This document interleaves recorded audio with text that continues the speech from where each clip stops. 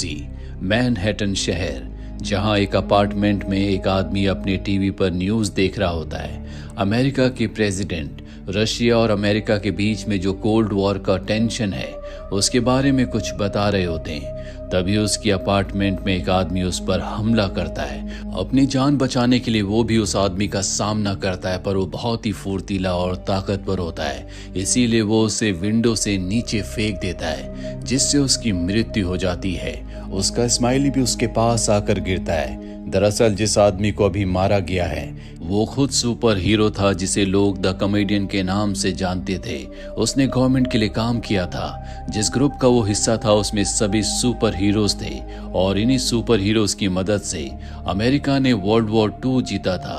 पर अब super hero होना इलीगल है। ज्यादातर सुपर हीरोज मारे गए हैं और कुछ को पकड़कर जेल में कैद कर दिया गया है।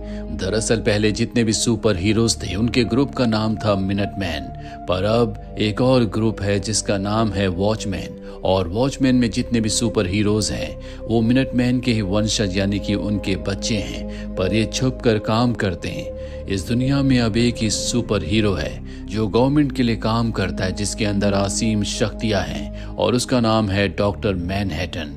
डॉक्टर मैनहट्टन की एक गर्लफ्रेंड भी है जिसका नाम लॉरी जुपिटर है। उसके अंदर भी सुपर ह्यूमन की पावर्स है। वहीं एक और सुपर हीरो है जिसकी उम्र 45 साल है। उसका नाम रॉर्शैक है। वो अब भी काम करता है लेकिन गवर्नमेंट से छुपकर, क्योंकि सुपर हीरोज का अब काम करना, दुनिया की मदद करना, ये सब इलीगल माना जाता है। और जब उसे पता चलता है कि द कॉमेडियन को किसी ने मार दिया तो वो एक आदमी के घर जाता है जो कि पहले बुरे काम किया करता था। इस आदमी का नाम मौलिक होता है। वो पूछता है कि द कॉमेडियन को किसने मारा। वो बताता है कि एक रात पहले द कॉमेडियन मेरे पास आया था। उसने कहा था कि लिस्ट में मेरा नाम भी है, पर मैं उसकी बातों से कुछ नहीं समझ पाया। वहीं दूसरी तरफ हमें डॉक्टर मैनहट्टन को दिखाया जाता है जो अपनी गर्लफ्रेंड लॉरी के साथ होते हैं, पर ये खुद डॉक्टर मैनहट्टन नहीं है। उन्होंने अपने कई सारे क्लोन्स बना रखे हैं और उन्हीं क्लोन्स में से ये एक क्लोन होता है। लॉरी को जब ये बात पता चलती है तो मैनहट्टन का सामना करते हुए उनसे पूछती है, क्या तुम्हारे पास मेरे लिए इतना टाइम भी नहीं है? वो कहते हैं कि मैं एक बहुत बड़े प्रोजेक्ट पर काम कर रहा हूँ, अगर ये पूरा हो जाएगा तो पूरी दुनिया में इलेक्ट्रिसिटी की प्रॉब्लम हमेशा के लिए खत्म हो जाएगी। ये प्रोजेक्ट, ये डिवाइस जो हम बना रहे हैं, ये इंसानियत के काम आएगा। वहां से लॉरी चली जाती है और अब डॉक्टर मैनहट्टन एक प्रेस कॉन्फ्रेंस के लिए जाते हैं, जहां पर एक रिपोर्टर उन पर एलिगेशन लगाता है कि आपकी पहले जितनी भी गर्लफ्रेंड्स थी वो सब के सब बीमारी से मारी गई। जो भी आपके संपर्क में आता है वो बीमारी से मारा जाता है। डॉक्टर मैनहट्टन कहते हैं कि इसमें कोई सच्चाई नहीं है, उन्हें पहले से बीमारी होगी।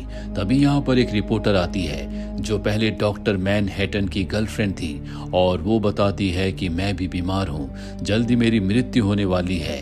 और अब सभी रिपोर्टर्स उनसे बहुत सवाल पूछते हैं। डॉक्टर मैनहट्टन गिल्ट में आ जाते हैं। उन्हें लगता है कि इतने मासूम लोगों की मौत के जिम्मेदार वो खुद ही हैं, इसीलिए खुद को वो टेलीपोर्ट करके अर्थ से मार्स पर चले जाते हैं। वहां पर वो बहुत ही उदास रहते हैं क्योंकि उनके आसपास कोई नहीं है।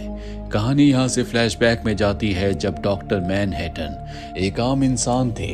उनका नाम जॉन ऑस्टमैन था। वो एक भौतिक वैज्ञानिक थे, जिसके चलते वो एनर्जी के बहुत सारे अलग अलग एक्सपेरिमेंट्स किया करते थे।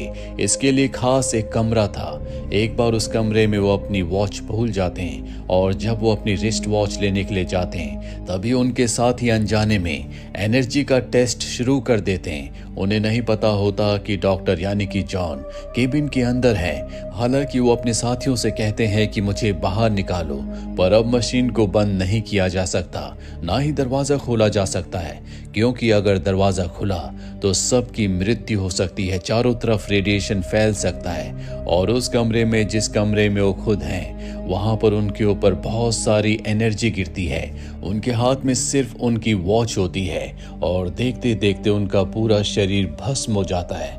सबको लगता है कि वो मारे गए, पर अगले पल बिजली की तरंगों से उनका शरीर एक बार फिर से बन जाता है। वो पूरी तरह से नीले रंग के हो जाते हैं। अब वो बदल चुके हैं। उनके अंदर अलग अलग तरह की शक्तियां हैं। गुस्से में वो अपने सभी साथियों को मार देते हैं। कहानी वापस प्रेजेंट में आती है, जहां पर यूएस के प्रेसिडेंट एड्रियन के पास जाते हैं, जो खुद भी पहले कभी सुपर हीरो हुआ करते थे, पर अब वो रिटायर हो चुके हैं। सबको पता है कि वो पहले सुपर हीरो थे, लेकिन अब वो एक बहुत बड़े बिजनेसमैन हैं। प्रेसिडेंट एड्रियन से कहते हैं कि अगर रशिया और यूएस के बीच में वॉर हुआ तो पूरी दुनिया खत्म हो जाएगी, तुम्हें इन सब को रोकना होगा। दरअसल ये वो वक्त होता है जब रशिया और यूएस के बीच में कोल्ड वॉर चल रहा था। अब ये बात कर ही रहे होते हैं कि तभी यहाँ पर एक आदमी आता है जो इन पर गोलियां चलाना शुरू कर देता है, पर एड्रियन अब भी बहुत तेज होता है, वो किसी तरह से उसे कंट्रोल कर लेता है। पर इससे पहले कि एड्रियन उससे पूछ पाता कि रिटायर्ड सुपर हीरोज को कौन मारना चाहता है, वो खुद अपनी जिंदगी का खात्मा कर लेता है। दूसरी तरफ हमें रोशेक को दिखाया जाता है, जो एक बार फिर से मौलिक के घर जाता है ताकि उससे पूछ सके कि सुपर हीरोज को कौन मारना चाहता है। पर उसे पता चलता है कि पहले मौलिक को किसी ने मार दिया है और अब बाहर पुलिस होती है, जो अनाउंस करती है कि हमें पता है रोशेक, तुम अंदर हो, तुमने मौलिक को मारा है। रोशेक समझ जाता है कि उसे फंसाया गया है। वो यहाँ से भागने की कोशिश करता है, पर पुलिस बहुत ज्यादा होती है, जो उसे पकड़कर जेल में बंद कर देती है।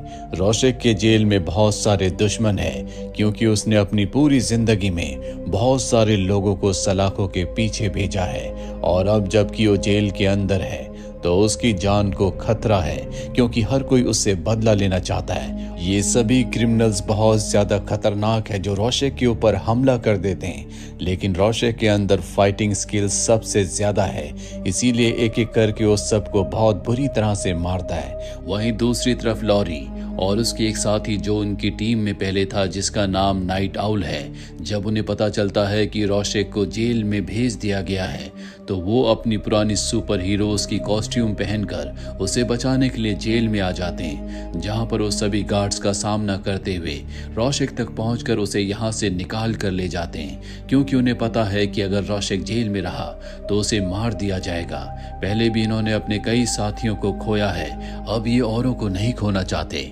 इसके बाद लॉरी एक बार फिर से डॉक्टर मैनहट्टन से मिलने जाती है, जो कि मार्स से वापस आ चुके हैं। डॉक्टर मैनहट्टन लॉरी से बात करना चाहते हैं, क्योंकि इनके रिलेशनशिप में अब बहुत ज्यादा दूरी आ चुकी है, इसीलिए वो अपने साथ टेलीपोर्ट करके उससे मार्स पर ले जाते हैं, ताकि वो दुनिया को बचाने के बारे में और अपने रिश्तों के बारे में उससे बात कर सके।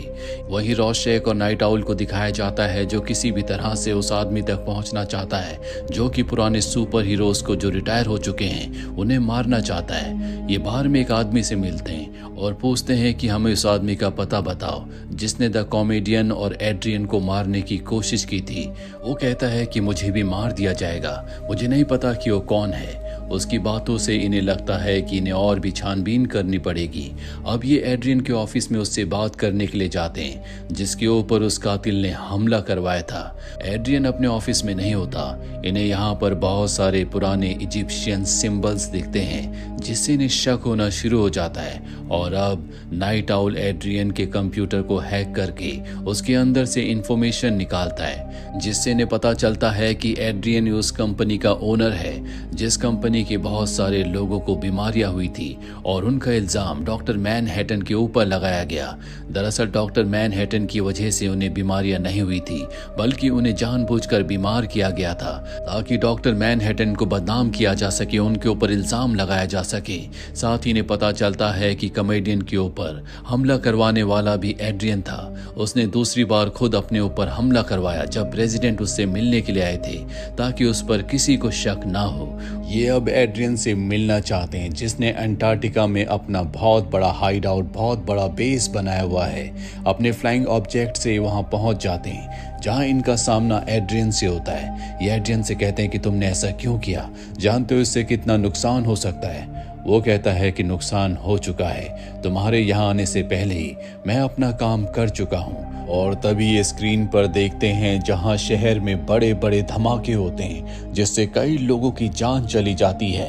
तभी यहाँ पर डॉक्टर मैनहट्टन और लॉरी भी आ जाते हैं, क्योंकि इन्होंने ऊपर से देख लिया था कि धरती पर धमाके हो रहे हैं। डॉक्टर मैनहट्टन एड्रियन से पूछना चाहते हैं कि उसने ऐसा क्यों किया, पर तभी वो एक शेर को उनके सामने खड़ा कर देता है, जिससे उनका माइंड डाइवर्ट हो जाता है और ठीक उसी वक्त एड्रियन इलेक्ट्रोमैग्नेटिक वेव से उनके शरीर के टुकड़े टुकड़े कर देता है। डॉक्टर मैनहट्टन यहाँ से गायब हो जाते हैं, लेकिन डॉक्टर मैनहट्टन को मारना नामुमकिन है।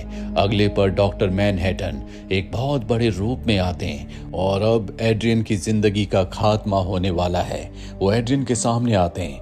एड्रियन अपने हाथ में एक रिमोट उठा लेता है। डॉक्टर मैनहट्टन पूछते हैं, क्या तुम इससे मुझे मारना चाहते हो? मैं जानता हूँ कि तुम्हारा दिमाग बहुत तेज है, पर मैं तुमसे ज्यादा ताकतवर हूँ। और तभी एड्रियन उस रिमोट से टीवी को ऑन कर देता है, जिसमें यूएस के प्रेसिडेंट बताते हैं कि रशिया और यूएस के बीच में जो न्यूक्लियर वॉर होने वाला था वो अब टल चुका है और अब दोनों देश मिलकर डॉक्टर मैनहट्टन को ढूंढेंगे, क्योंकि पूरी दुनिया भर में जितने भी बड़े बड़े धमाके हुए हैं जिसमें कई सारे लोग मारे गए, उसके पीछे डॉक्टर मैनहट्टन का हाथ है। क्योंकि जहां जहां पर धमाके हुए हैं वहां पर कभी न कभी मैनहट्टन मौजूद था। उसी के शरीर के पार्टिकल से ये धमाके हुए हैं।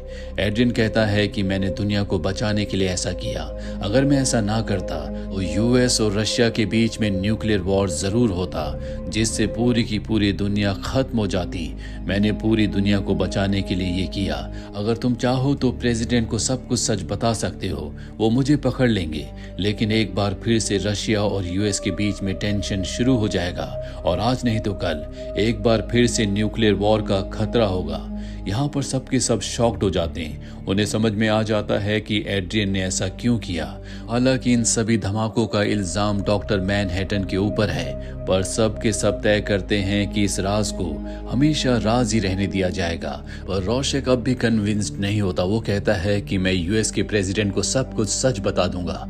मैं ऐसा नहीं चाहता कि एड्रियन ने जो किया, इतने लोगों को मारा, वो दुनिया के सामने ना आए। और जब वो वहां से जाने लगता है, एड्रियन डॉक्टर मैनहट्टन को इशारा करता है और तभी डॉक्टर मैनहट्टन अपने हाथ को हिलाते हैं, जिससे रोशक का शरीर ब्लास्ट हो जाता है, उसकी मृत्यु हो जाती है, क्योंकि ये नहीं चाहते कि उसकी गलती से एक बार फिर से दुनिया को खतरा हो। वहीं डॉक्टर मैनहट्टन को पता है कि अर्थ पर रहना उनके लिए अब सुरक्षित नहीं है, इसीलिए वो दूसरी गैलेक्सी में टेलीपोर्ट हो जाते हैं। और इसी के साथ ये फिल्म, ये कहानी यहीं पर खत्म हो जाती है। उम्मीद करते हैं कि ये कहानी आपको पसंद आई होगी।